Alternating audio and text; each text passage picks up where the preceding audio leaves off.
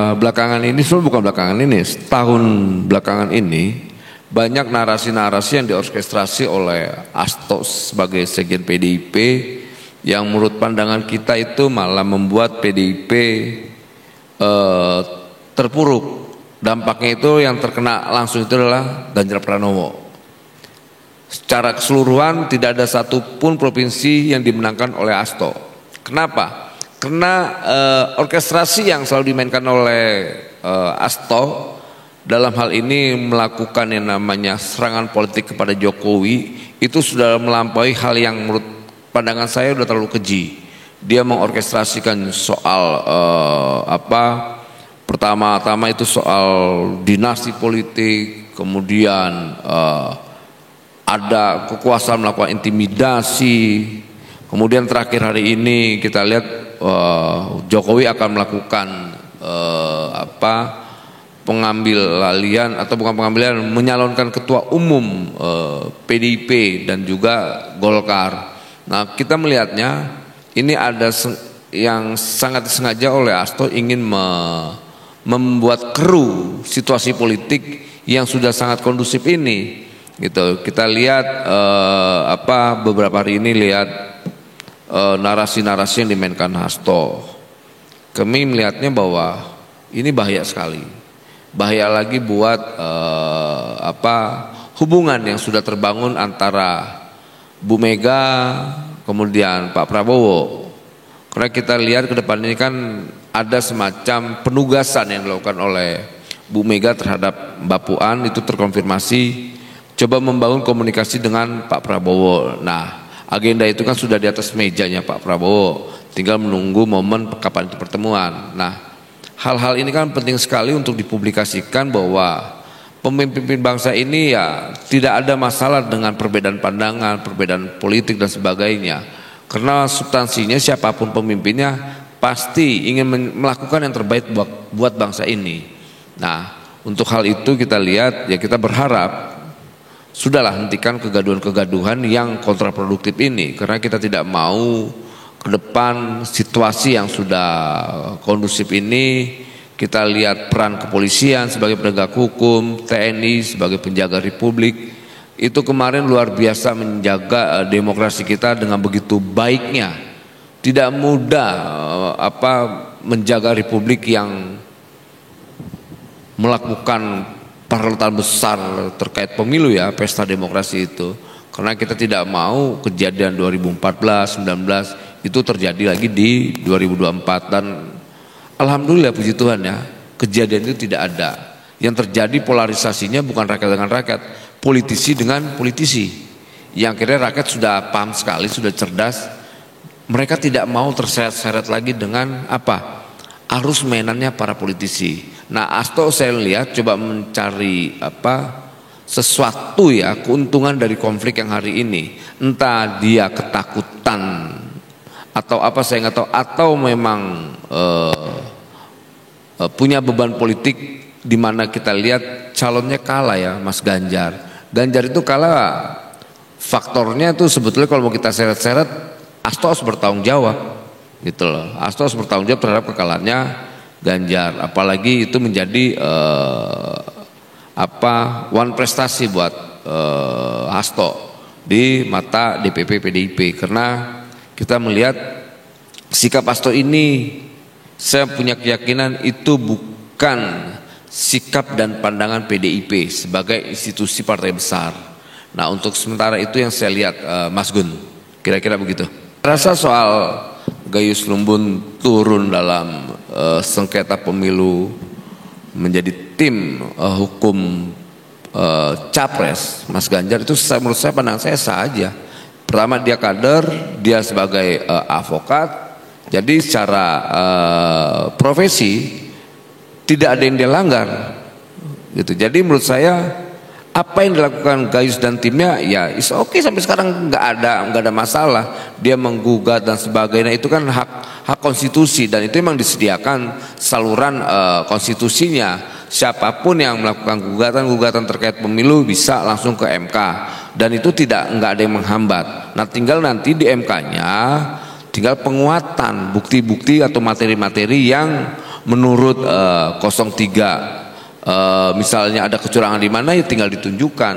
Nah 02 juga punya hak melakukan pembantahan melalui Pak Yusril atau Hotman Paris atau siapa itu para lawyer itu gitu. Jadi ya nggak apa-apa, ini kan mendidik rakyat juga dalam menyelesaikan soal sengketa-sengketa hukum gitu. Jadi sampai detik ini nggak ada masalah. Kalau kemudian kayak kemarin Hasto dengan berapa timnya bicara tentang hak angket, sampai detik ini tidak ada itu namanya hak angket. Bahkan Mbak Puan berkali-kali menyampaikan tidak ada sikap partai bicara tentang hak angket, dan itu diperkuat juga oleh Pak Jarod. Sampai detik ini sikap partai belum bicarakan soal hak angket. Artinya siapa yang menggulirkan ini? Berarti kan ada masalah di Hastonya dan kawan-kawannya. Nah saya nggak ngerti, begitu buas orang ini dan begitu sinis melakukan serangan-serangan politik ke Pak Jokowi gitu loh. Orkestrasinya menurut saya bukan keras tapi kasar sekali. Sekelas sekjen partai besar yang seharusnya bicara tentang gagasan-gagasan besar, kemudian bicara program-program besar, kemudian bicara tentang ideologi-ideologi besar. Nah itulah yang kita harapkan sebagai anak bangsa. Sudah bicaralah hal-hal yang besar, bukan hal yang kerdil gitu. Jadi menurut saya Hasto sudah tidak pantas lah terkait ofensifnya terhadap Pak Jokowi. Pak Jokowi biar gimana pun punya kontribusi besar dalam membangun bangsa ini yang dulu pernah ketertinggalan.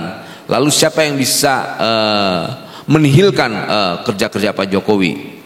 Kita lihat kawan-kawan Indonesia Timur, Kalimantan, sampai semua, sampai detik ini kerja itu ada dan nyata. Jadi saya rasa Hasto gagal total dalam mengorkestrasi seakan-akan Jokowi akan mengambil alih PDIP. Ketika dia gagal memenangkan Ganjar, sekarang dia buat lagi orkestrasi tentang Jokowi akan melakukan pengambil alihan PDIP dan Golkar. Ini saya lihat polanya kayak semacam adu domba ya, David Impera. Jadi ya kita tinggal lihat saja. Tapi kalau saya lihat, karena kemarin saya ketemu berapa minggu yang lalu ketemu Presiden menyampaikan saya tidak mungkin mengambil hal itu, dan tidak mungkin dan tidak ada niat sedikit pun. Jadi itu penegasan Presiden gitu, dan Presiden hanya fokus pada kerja-kerja yang sudah ada di atas mejanya, karena dia dengan waktu yang hanya tinggal 6 bulan berapa hari lagi ini, ya fokusnya dia menyelesaikan pekerjaan yang ada di atas mejanya, udah itu aja. Jadi terkait soal ambil alih PDIP, ambil alih Golkar, ini kan kita tahu orkestrasi ini siapa yang mainkan, dan ini sengaja dijadikan semacam ruang konflik antara Jokowi dengan PDIP, Jokowi dengan Golkar. Artinya apa? Jokowi mau dijadikan common enemy, musuh bersama. Tapi saya yakin sekali ini partai-partai ini punya cara berpikir yang besar lah, nggak mungkin sekerdil itu. Kira-kira gitu Mas Gun. Ya, jadi keyakinan Bang Noel tentang pertemuan Megawati dan Prabowo itu pasti akan terjadi ya? Pasti akan terjadi, karena biar gimana pun kita lihat kemarin atau beberapa hari ini ada berita dari Kompas, Mbak Puan itu ditugaskan untuk melakukan komunikasi politik. Karena kenapa? Kenapa Mbak Puan? Kenapa bukan Sekjen Hasto? Karena saya lihat cara komunikasi politiknya Hasto ini terlalu lemah dan kecenderungan menyerang, bukan membuat kondusif, malah kecenderungannya ofensif, dan ini tidak baik. Pemilu sudah selesai, kemudian hasil pemilu juga sudah diumumkan oleh KPU sebagai penyelenggara. Nah kemudian sengketanya nanti kita lihat diumumkan, tinggal tunggu berapa hari ke depan. Ya sudah, tinggal mau ngapain lagi? Mau kita batalkan pemilu itu, lantas dia mau biayain pemilunya. Kalau dia mau silakan aja, asal bikin aja pemilu sendiri, kita sih nggak masalah.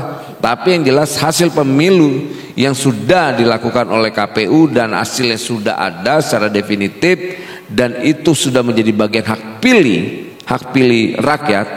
Jangan sampai nanti rakyat yang menggugat PDIP, itu lebih bahaya. Kenapa? Biar gimana pun itu hak konstitusi yang paling mendasar dalam sebuah demokrasi.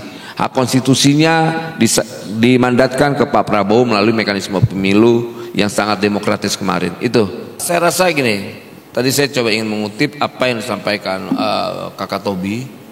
benar juga apa yang disampaikan Ketua Umum. Jangan-jangan Asto ini memang sudah tidak dipercaya lagi oleh Bu Mega. Makanya dia coba melakukan kerja-kerja yang kecenderungannya liar gitu loh. Liar, kemudian uncontrol secara politik. Apalagi kita pahamin bahwa politik ini sudah selesai. Presidennya sudah ada, Pak Prabowo pemenangnya, dan Bu Mega sampai detik ini tidak sedikit pun ada pernyataan terkait hak angket. Kita lihat secara realita politik, Ketua Umum Nasdem sudah mengakui, P3 sudah mengakui, mau apa lagi gitu loh. Nah soal gugat-menggugat itu biarlah, itu soal sengketa pemilu itu kan emang menjadi ruang yang diberikan oleh negara ini terkait sengketa, jadi tidak ada yang masalah. Nah tinggal kita lihat ke depan aja, sama-sama kita berharap agar pemimpin yang sudah terpilih ini punya komitmen kerakyatannya benar-benar kita kawal. Jangan sampai nanti kita lihat takut saya khawatir kalau seandainya nanti mentang-mentang nanti Pak Prabowo jadi diganggu lagi, akhirnya bangsa ini menjadi bangsa pengganggu.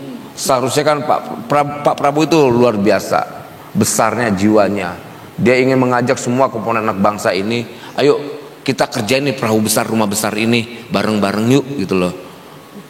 Ya itulah maksud saya, pemimpin yang kayak begitu yang kita butuhkan. Dia menang, dia tidak jumawa. Dia bilang kalau kita menang jangan jadi orang yang jumawa gitu. Kita harus saling bergandengan tangan, dan itu kita suka pemimpin yang seperti itu. Bukan bangga diri, besar diri. Kenapa sampai detik ini saya begitu bangga dengan pilihan politik saya ketika saya memilih Pak Prabowo. Ternyata ada sesuatu yang selama ini publik tidak ketahui, apa sikap kenegarawanan Pak Prabowo. Dia sangat mau belajar dengan Jokowi. Yang pertama umurnya jauh, kemudian soal senioritasan Pak Prabowo, tapi Pak Prabowo mau belajar. Pertama itu kita suka nih. Ini kan warisan-warisan yang harus menjadi standar kita berbangsa. Itu dimulai oleh siapa? Pak Jokowi. Bayangkan orang yang berseberangan dengan beliau bisa diambil menjadi bagian dari pemerintahannya. Itu kan hebat. Dan saya yakin sekali Pak Prabowo belajar dengan hal itu. Karena ingin menjadi orang besar itu ia siap mau belajar walaupun dengan orang yang paling dianggap di bawahnya.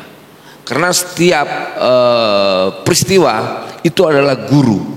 Belajarlah dengan sejarah. Agar apa?